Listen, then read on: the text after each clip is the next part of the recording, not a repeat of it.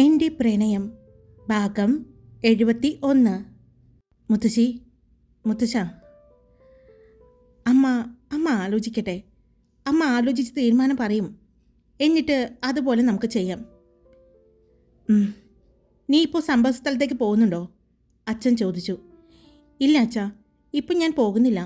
അമ്മയുടെ തീരുമാനം പറഞ്ഞിട്ട് ഞാൻ അങ്ങോട്ട് പോകും. അല്ലെങ്കിൽ ഞാൻ അങ്ങോട്ട് ചെന്ന് കഴിഞ്ഞാൽ അമ്മയെ സഹായിക്കാനായിട്ട് തെളിവ് നശിപ്പിച്ചതാണെന്ന് പറഞ്ഞ് അത് വലിയ പ്രശ്നത്തിലേക്കെത്തും. അത് എന്നെയും അമ്മയെയും ഒരുപാട് ബാധിക്കും. അതുകൊണ്ടാണ്. ഹരി പറഞ്ഞു. ഹരി, പൊന്നുവിന് എല്ലാ കാര്യങ്ങളും അറിയോ? മുത്തശ്ശി ചോദിച്ചു. ഞാൻ പറഞ്ഞിട്ടുണ്ട് മുത്തശ്ശി. അവൾ ഒരിക്കലും എൻ്റെ അമ്മയെ തെറ്റായ ഒരു കണ്ണുകൊണ്ട് കാണുന്നത് എനിക്ക് സഹിക്കാൻ പറ്റില്ല. അതുകൊണ്ട് അവളോട് ഞാൻ കാര്യങ്ങളൊക്കെ പറഞ്ഞിട്ടുണ്ട്.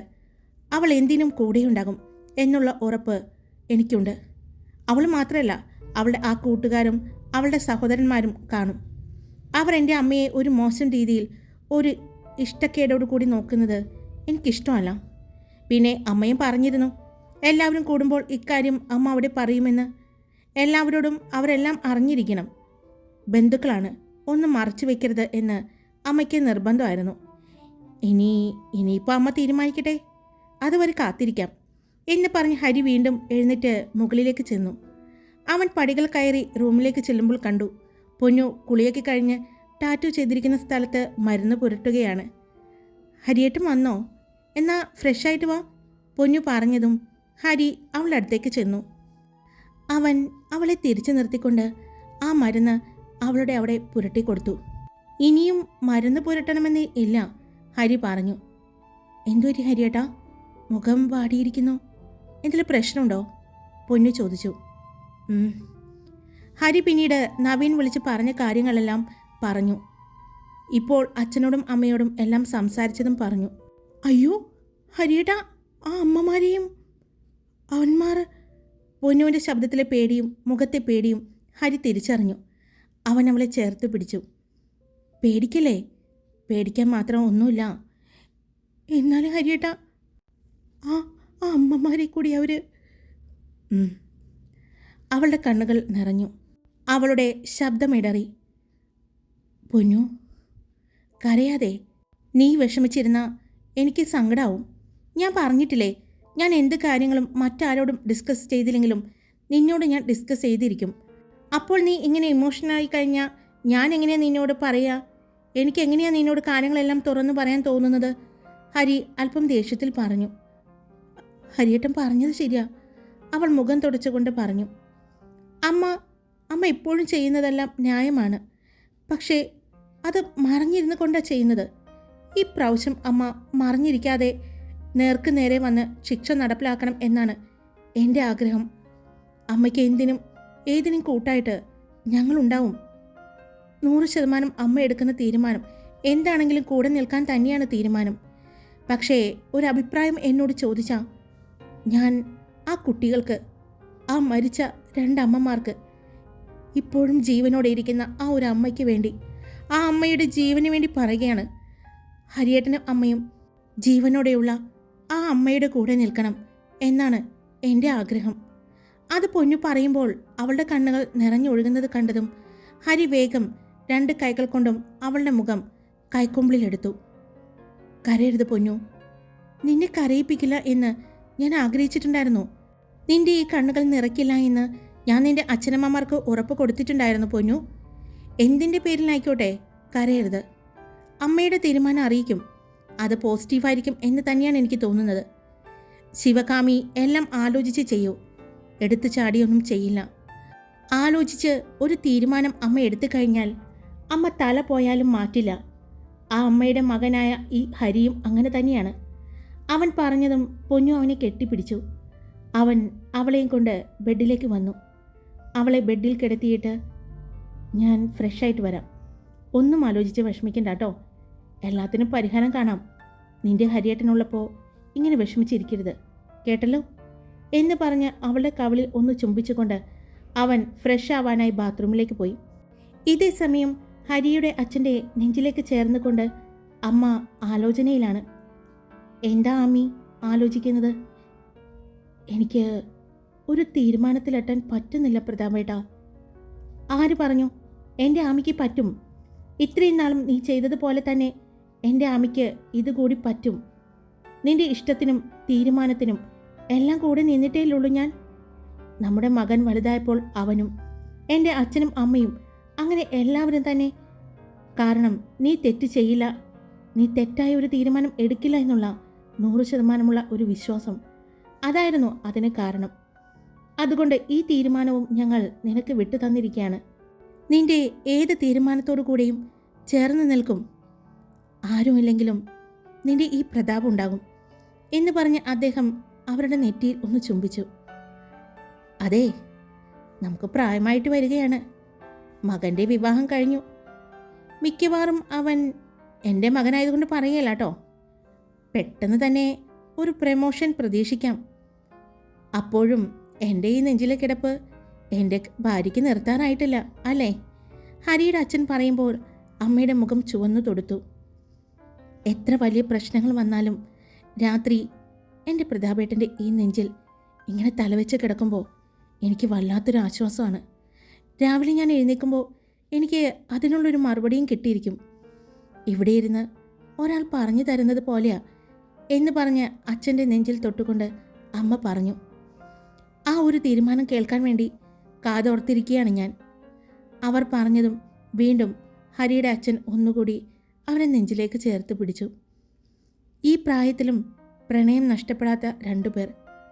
ഒരു പ്രതിസന്ധിക്കും ഒറ്റയ്ക്ക് തൻ്റെ ഭാര്യയെ വിട്ടുകൊടുക്കില്ല എന്നതുപോലെ ഹരിയുടെ അച്ഛൻ ഭാര്യയെ ചേർത്ത് പിടിച്ചിട്ടുണ്ട്. കുളി കഴിഞ്ഞ് പുറത്തേക്കിറങ്ങിയ ഹരി പൊന്നുവിനെ നോക്കിയതും പൊന്നു ബെഡിൽ കിടക്കുന്നുണ്ട്. പക്ഷേ ആളുടെ മനസ്സ് ഇവിടെയല്ല, എന്തോ ആലോചനയിലാണ്. അത് മനസ്സിലായതും ഒരു ട്രാക്ക് പാൻറ് മാത്രമിട്ട് ഹരി പൊന്നുവിൻ്റെ അടുത്തേക്ക് കയറി കിടന്നു. അവളുടെ ശരീരത്തെ മുട്ടാതെ അവളുടെ അപ്പുറവും ഇപ്പുറവും കൈകൾ കുത്തി അവൾക്ക് മുകളിൽ വന്നു. എന്താ ഇത്ര ആലോചിച്ച് കൂട്ടുന്നേ പൊന്നു? ഹരി ചോദിച്ചു. എന്നാലും എന്തിനായിരിക്കും ഹരിയേട്ടാ ഇത്രയും ക്രൂരമായി ആ അമ്മയോടും മക്കളോടും അവരെങ്ങനെ ചെയ്തത്? ആരായിരിക്കും? അതിനെന്തെങ്കിലും കാരണം ഉണ്ടാവില്ലേ ഹരിയേട്ടാ? പൊന്നു ചോദിച്ചു. ഉണ്ടാവും പൊന്നു, എന്തെങ്കിലും ഒരു കാരണം ഉണ്ടാകും. കണ്ടുപിടിക്കാം, ഞാനില്ലേ. പിന്നെ ഞാനൊരു കാര്യം പറയാൻ മറന്നു പൊന്നുവിനോട്. ഞാൻ നാളെ ACP ആയിട്ട് കൊച്ചിയിൽ ചാർജ് എടുക്കുകയാണ്. ഹരി പറഞ്ഞതും പൊന്നു ഞെട്ടലോടെ അവനെ നോക്കി. അപ്പോൾ ഹരിയേട്ടാ എല്ലാവരും അറിയില്ലേ? അറിയണം പൊന്നു. കാരണം ഇപ്പോൾ വന്നിരിക്കുന്ന ഈ കേസ് അന്വേഷിക്കാൻ പോകുന്നതും മിത്ര അയ്യരുടെ മിസ്സിംഗ് കേസ് അന്വേഷിക്കുന്നതും ഞാനാണ്. ഇനി എനിക്ക് പുറമേ നിന്ന് അന്വേഷിക്കാൻ പറ്റില്ല. എനിക്ക് ജോലിയിൽ പ്രവേശിച്ചേ പറ്റൂ, ഹരി പറഞ്ഞു. പിന്നെ മറ്റൊരു കാര്യം കൂടിയുണ്ട്. ബിസിനസ് കാര്യങ്ങളെല്ലാം അച്ഛനും മുത്തച്ഛനും കൂടി നോക്കിക്കൊള്ളാം എന്ന് പറഞ്ഞിട്ടുണ്ട്. പക്ഷേ കോളേജിലെ കാര്യം അത് പൊന്നു ഏറ്റെടുക്കണം. ഇനി മുതൽ കോളേജിലെ എല്ലാ കാര്യങ്ങളും നോക്കി നടത്തേണ്ടത് പൊന്നു ആയിരിക്കും. ഹരി പറഞ്ഞതും അവൾ വീണ്ടും ഞെട്ടലോടെ അവനെ തന്നെ നോക്കി. അയ്യോ ഹരിയേട്ടൻ ഇതെന്താ പറയുന്നേ? അതൊന്നും എന്നെക്കൊണ്ട് പറ്റില്ല. അതെല്ലാം ഹരിയേട്ടൻ തന്നെ നോക്കിയാൽ മതി. അല്ലെങ്കിൽ മുത്തശ്ശനും മുത്തശ്ശിയും അവരാരെങ്കിലും നോക്കട്ടെ. പറ്റില്ല പൊന്നു, ഞാനാണ് കോളേജിലെ കാര്യങ്ങൾ നോക്കി നടത്തുന്നത്. ഞാനില്ലാത്ത അവസരത്തിൽ നീ ഏറ്റെടുത്തേ പറ്റൂ, ഹരി പറഞ്ഞു. ഹരിയേട്ടാ വാശി പിടിക്കല്ലേ. വാശിയല്ല പൊന്നു, എൻ്റെ ആഗ്രഹമാണ്. ഞാനുണ്ടാവും കൂടെ. എൻ്റെ ഈ തിരക്കുകളിൽ എനിക്ക് നോക്കാൻ പറ്റില്ല എന്നേയുള്ളൂ. എന്തെങ്കിലും ഒരു ബുദ്ധിമുട്ട് തോന്നിയ മുത്തശ്ശിയോടോ മുത്തശ്ശനോടോ അച്ഛനോടോ എന്നോട് വേണമെങ്കിൽ ചോദിക്കാം, ഞങ്ങൾ പറഞ്ഞു തരാം. പക്ഷേ ഇപ്പോൾ ഈ 2 കേസിലും ഇൻവോൾവ് ആയി നിൽക്കുന്ന ഈ സാഹചര്യത്തിൽ എനിക്ക് മറ്റൊന്നിലേക്കും ശ്രദ്ധ ചെലുത്താൻ പറ്റില്ല പൊന്നു. ഹരി പറയുന്നതിൽ കാര്യമുണ്ടെന്ന് അറിയാമെങ്കിലും നല്ല ടെൻഷനോട് കൂടി തന്നെ പൊന്നു നോക്കിക്കൊള്ളാം എന്ന് പറഞ്ഞ് സമ്മതിച്ചു. കാരണം ഇപ്പോൾ ഹരിക്ക് എല്ലാത്തിനേലും ഇമ്പോർട്ടൻസ് ആണ് ഈ 2 കേസുകൾ എന്ന് പൊന്നുവിനറിയാം. താങ്ക് യു പൊന്നു എന്ന് പറഞ്ഞ് അവൻ അവളുടെ നെറ്റിയിൽ ചുംബിച്ചു. മതി മതി എന്നോട് കൊഞ്ചുന്നത്. സോപ്പിട്ട് എന്നെക്കൊണ്ട് എന്ത് പെട്ടെന്ന് കാര്യം സാധിച്ചത്, പൊന്നു പറഞ്ഞു. ഞാൻ സോപ്പിട്ടിട്ടൊന്നുമില്ല. എൻ്റെ അവസ്ഥ എന്നേക്കാൾ നന്നായിട്ട് നിനക്കറിയാം. ഞാൻ എന്ത് ചിന്തിക്കുന്നു എന്നും. അതുകൊണ്ട് എനിക്ക് ഉറപ്പായിരുന്നു എൻ്റെ ഇപ്പോഴത്തെ ഈ സാഹചര്യത്തിൽ എൻ്റെ കൂടെ നിൽക്കുമെന്ന്, ഹരി പറഞ്ഞു. നിൽക്കണ്ടേ ഹരിയേട്ടാ? ഹരിയേട്ടൻ്റെ കൂടെ ഞാനല്ലാതെ മറ്റാരാ നിൽക്കേണ്ടത്? അച്ഛനും അമ്മയും മുത്തശ്ശിയും മുത്തച്ഛനും എല്ലാവരും ഉണ്ടെങ്കിലും ഹരിയേട്ടൻ്റെ കൂടെ എനിക്ക് നിൽക്കണം. എല്ലാത്തിനും എൻ്റെ കൂടെ കട്ടയ്ക്ക് നിൽക്കുന്നതല്ലേ ഹരിയേട്ടനും. അപ്പോൾ അത്രയ്ക്കല്ലെങ്കിലും കുറച്ചെങ്കിലും ഞാൻ കൂടെ നിൽക്കണ്ടേ? പൊന്നു പറഞ്ഞു. നീ എൻ്റെ കൂടെ തന്നെയുണ്ടല്ലോ പൊന്നു, ഇവിടെ എന്ന് പറഞ്ഞ് അവൻ അവളുടെ ആ മുഖം ടാറ്റു ചെയ്തെടുത്ത് തൊട്ട് കാണിച്ചു. അവൻ്റെ മുഖം പതിയെ താഴ്ന്നു. അവൻ്റെ ചുണ്ടുകൾ അവളുടെ ചുണ്ടുകളിൽ അമർന്നു. കാണാതിരുന്നത് എന്തോ കണ്ടു കിട്ടിയതുപോലെ ഹരിയുടെ ചുണ്ടുകൾ അവളുടെ ചുണ്ടുകളെ നുകർന്നു. വന്യമായ ചുംബനത്തിൻ്റെ തളർച്ചയിൽ ഹരി പൊന്നുവിൻ്റെ കഴുത്തിലേക്ക് മുഖം ചേർത്തു. ചെറിയൊരു പുഞ്ചിരിയോടെ പൊന്നു അവൻ്റെ തലയിൽ കൈവിരലുകൾ കോർത്തു. അങ്ങനെ കിടന്ന് ഹരി ഉറങ്ങിയെന്ന് മനസ്സിലായതും അവൾ പതിയെ ഹരിയെ അവളുടെ ദേഹത്ത് നിന്ന് അടർത്തി മാറ്റാൻ ശ്രമിച്ചു. അത് മനസ്സിലായതുപോലെ അവളുടെ ശരീരത്തിൽ നിന്ന് ആ ഉറക്കത്തിനിടയിലും ഹരി അടർന്നു മാറി അവളെ അവനിലേക്ക് ചേർത്ത് പിടിച്ചു. അവളെ വലിച്ച് ചേർക്കുന്നത് കണ്ടതും പൊന്നു മുഖമുയർത്തി അവനെ നോക്കി. നിന്റെ ചൂട് മാറിയപ്പോൾ ഞാൻ അറിഞ്ഞു. സോറി പൊന്നു, വേദനിച്ചോ? എൻ്റെ ഈ ശരീരത്തിൻ്റെ ഭാരം താങ്ങാൻ ഈ കുഞ്ഞു ശരീരത്തിന് പറ്റില്ല എന്ന് എനിക്കറിയാം. ഇല്ല ഹരിയേട്ടാ, എനിക്ക് വേദനിച്ചില്ല. പക്ഷേ എനിക്ക് ഇങ്ങനെ കിടന്നാലാണ് ഉറക്കം വരൂ, അവൾ പറഞ്ഞു. എന്ന് പറഞ്ഞ് അവൾ അവൻ്റെ നെഞ്ചിലേക്ക് ചേർന്ന് കിടന്നു. അവൻ അവളുടെ തലയിൽ ചുംബിച്ചു. അവളെ അവൻ്റെ ശരീരത്തേക്ക് ചേർത്ത് പിടിച്ചുകൊണ്ട് അവൻ്റെ ആ നഗ്നമായ നെഞ്ചിൽ മുഖം ചേർത്ത് വെച്ചും അവൾ ഉറക്കത്തിലേക്ക് പോയി. അവളുടെ ശ്വാസം തൻ്റെ നെഞ്ചിൽ പതിയുന്നത് ഹരി അറിയുന്നുണ്ട്. ആ ചൂടിൽ അവൻ ഉറങ്ങി. രാവിലെ പൊന്നുവാണ് നേരത്തെ എഴുന്നേറ്റത്. അവൾ വേഗം ഫ്രഷായി ഡ്രസ്സിംഗ് റൂമിലേക്ക് വന്നു. സിന്ദൂരം എടുത്തു തൊട്ട് നെറ്റിയിൽ ഒരു പൊട്ടും വെച്ച് അവൾ ബെഡിലേക്ക് തിരിഞ്ഞു നോക്കി. കമഴ്ന്ന് കിടന്ന് നല്ല ഉറക്കാണ്. താൻ എഴുന്നേക്കുന്നത് വരെ ആ നെഞ്ചിലായിരിക്കും ഉറങ്ങുന്നത്. താൻ എഴുന്നേറ്റ് മാറിയതിന് ശേഷമാണ് ഹരിയേട്ടൻ ഒന്ന് ചരിഞ്ഞു പോലും കിടക്കുന്നത് എന്ന് അവൾ ഓർത്തു. അവൾ അവൻ്റെ തലയിൽ പതിയെ തലോടിക്കൊണ്ട് അവിടെ നിന്നും ഡോറടച്ച് പുറത്തേക്കിറങ്ങി. താഴെ വരുമ്പോൾ മുത്തശ്ശി പൂജാമുറിയിൽ വിളക്ക് കത്തിച്ച് പ്രാർത്ഥിച്ചുകൊണ്ട് നിൽക്കുന്നത് പൊന്നു കണ്ടു. പടികൾ ഇറങ്ങി വരുന്ന പൊന്നുവിനെ കണ്ട മുത്തശ്ശി, മോളുടെ കഴിഞ്ഞില്ലല്ലോ? മുത്തശ്ശി ചോദിച്ചു. ഇല്ല മുത്തശ്ശി, ഇനി 2 ദിവസം കൂടിയുണ്ട്, അവൾ പറഞ്ഞു. ഇവിടെ ഒരുപാട് ചിട്ടയോടെ കാര്യങ്ങളൊന്നും നോക്കുന്ന ആളുകളൊന്നുമല്ല ഞാനും മുത്തശ്ശനൊന്നും. അമ്പലത്തിൽ പോകില്ല, പൂജാമുറിയിലും കയറണ്ട, അത്രയേ ഉള്ളൂ, മുത്തശ്ശി പറഞ്ഞു. എന്നാ നമുക്ക് കോഫി കുടിക്കാം എന്ന് പറഞ്ഞ് മുത്തശ്ശി അവളെയും കൊണ്ട് കിച്ചണിലേക്ക് ചെന്നു. കിച്ചണിൽ 2 ജോലിക്കാരുണ്ട്, കൂടെ അമ്മയും ഉണ്ട്. ഗുഡ് മോർണിംഗ് അമ്മ, പൊന്നു ഗുഡ് മോർണിംഗ് പറഞ്ഞു. തിരിച്ച് അവരും പറഞ്ഞു. അമ്മ മുത്തശ്ശിക്കും അവൾക്കുമുള്ള കോഫി കൊടുത്തു. പുറത്ത് മുത്തച്ഛനും അച്ഛനും ഇരിക്കുന്നുണ്ട് എന്ന് പറഞ്ഞ് ഒരു ട്രേ അമ്മ അവളുടെ കയ്യിലേക്ക് നീട്ടി. അവൾ അതുമായി പുറത്തേക്ക് പോയതും കൂടെ മുത്തശ്ശിയും അമ്മയും ചെന്നു. ഇന്നലത്തെ ആ ന്യൂസ് പത്രത്തിൽ വായിച്ചുകൊണ്ടിരിക്കുകയാണ് മുത്തച്ഛനും അച്ഛനും. പൊന്നു കോഫി 2 പേർക്കും കൊടുത്തു. ഹരി എഴുന്നേറ്റില്ലേ മോളെ? അച്ഛൻ ചോദിച്ചു. ഇല്ല അച്ഛാ. അവൻ ജിമ്മിൽ പോകുന്നില്ലേ? ഇനി സംഭവ സ്ഥലത്തേക്ക് എങ്ങനെ പോകുന്നുണ്ടോ? എന്തെങ്കിലും അറിയണമെങ്കിൽ അവൻ എഴുന്നേൽക്കണമല്ലോ. ആ ദാ വരുന്നു അവൻ. അപ്പോഴാണ് പടികൾ ഇറങ്ങി വരുന്ന ഹരിയെ മുത്തശ്ശി കാണുന്നത്. ഹരിയും എല്ലാവർക്കും ഗുഡ് മോർണിംഗ് പറഞ്ഞു. മോനെ നീ, അച്ഛൻ പറഞ്ഞ് പൂർത്തിയാക്കുന്നതിന് മുമ്പ് തന്നെ എനിക്കറിയാം അച്ഛാ, എനിക്ക് മനസ്സിലായി. പക്ഷെ അതിനു മുമ്പ് എനിക്ക് അമ്മയുടെ മറുപടി അറിയണം. ഹരി പറഞ്ഞതും അമ്മ അച്ഛനെ നോക്കി.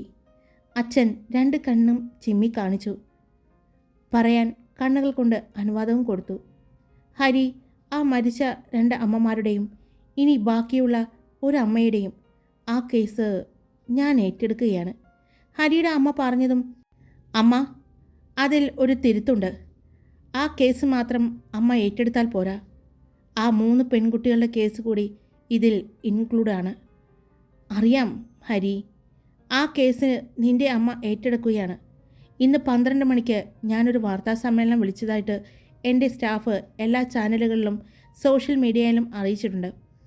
അതിൽ വെച്ച് എല്ലാവരും അറിയിക്കണമെന്ന് ഞാൻ തീരുമാനിച്ചു, ഹരിയുടെ അമ്മ പറഞ്ഞു. നന്നായി. 11:30 ഞാൻ ACP ആയിട്ട് കൊച്ചിയിൽ ചാർജ് എടുക്കുകയാണ്. ഞാൻ ന്യൂ ഇയർ കഴിഞ്ഞിട്ട് വെച്ചതാണ്. പക്ഷേ ഇന്ന് അമ്മ അത് വാർത്താ സമ്മേളനത്തിലൂടെ അറിയിക്കുമെന്നതുകൊണ്ട് അതിൽ 1 മണിക്കൂർ മുമ്പ് ഞാൻ ACP ആയിട്ട് ചാർജ് എടുക്കുന്നു. അഡ്വക്കേറ്റ് ശിവകാമി പ്രതാപ് നടത്തുന്ന ആ വാർത്താ സമ്മേളനത്തിൽ ACP ആയ ഞാൻ എൻ്റെ അമ്മയെ പ്രൊട്ടക്റ്റ് ചെയ്തുകൊണ്ട് ഈ മകനുണ്ടാകും എന്ന് പറഞ്ഞ് ഹരി അമ്മയെ ചേർത്ത് പിടിച്ചു. അത് കണ്ടതും അച്ഛൻ്റെ മുഖം ഒന്ന് ചുളിഞ്ഞു. അമ്മയെ കെട്ടിപ്പിടിച്ചു നിന്ന ഹരി അമ്മ നോക്കുന്നത് കണ്ടതും ആ ഭാഗത്തേക്ക് നോക്കിയപ്പോഴാണ് അച്ഛൻ ചുണ്ടു ചുളുക്കിയിരിക്കുന്നത് കാണുന്നത്.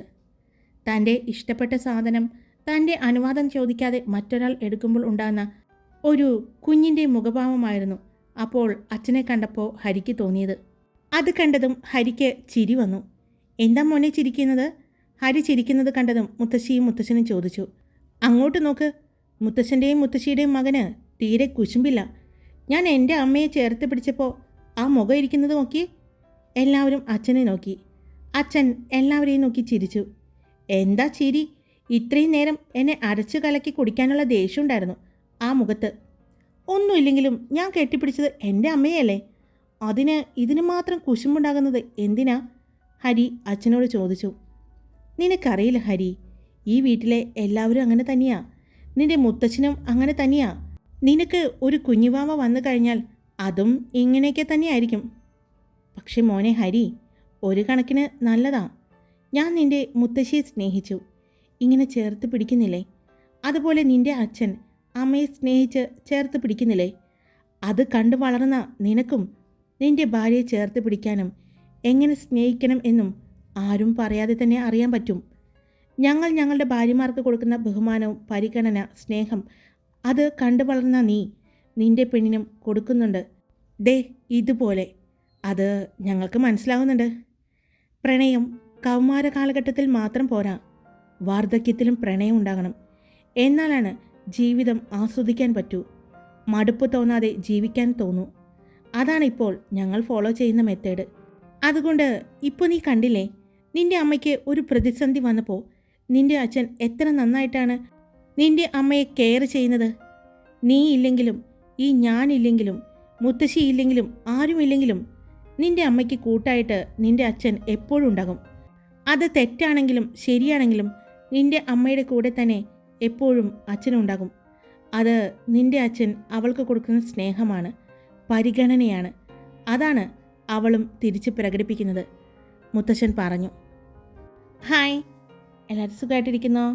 അപ്പോൾ ഇന്നലെ സ്റ്റോറി ഉണ്ടായിരുന്നില്ല, ഞാൻ പറഞ്ഞിരുന്നില്ല. എൻ്റെ കാരണം ശബ്ദമൊക്കെ വല്ലാതെ അടഞ്ഞിരുന്നു, പിന്നെ ഉറക്കം വരലായിരുന്നു. വീഡിയോ ചെയ്യുമ്പോൾ അറിയാതെ ഉറങ്ങി വീഴായിരുന്നു, അത്രയും ഉറക്കക്ഷീണം ഉണ്ടായിരുന്നു. രാത്രി എഴുതി കഴിയുമ്പോൾ കിടന്നുറങ്ങുന്നത് 4 മണിക്കൊക്കെയാണ്, അതുകൊണ്ടാണ്. ഇന്നലെയും 4 മണിയായി എഴുതി കഴിഞ്ഞപ്പോൾ. എന്നാലും ഇപ്പോൾ ഓക്കെയാണ്, കുഴപ്പമില്ല. അപ്പോൾ ഞാൻ എടുക്കുന്ന ഈ എഫേർട്ടിന് നിങ്ങൾ എനിക്ക് എന്താ തരേണ്ടത്? ലൈക്കും കമൻസും പിന്നെ സബ്സ്ക്രൈബും. അപ്പോൾ ഞാൻ പ്രതീക്ഷിക്കുന്നുണ്ടേ ബാക്കിയുള്ള 3 സ്റ്റോറിയും ഇന്ന് ഉണ്ടാവും കേട്ടോ.